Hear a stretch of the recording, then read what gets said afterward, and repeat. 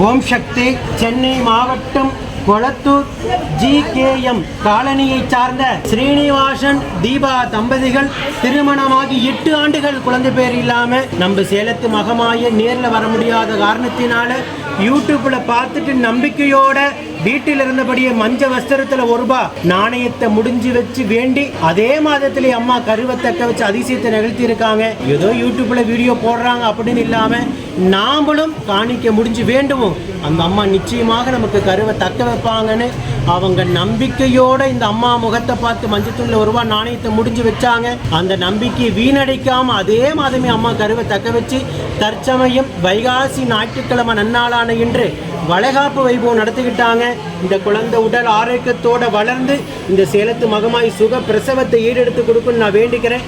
இந்த வீடியோ பார்க்கின்ற பக்த கோடி பெருமக்களாகி நீங்களும் வேண்டிக்கங்க. ஓம் சக்தி பராசக்தி.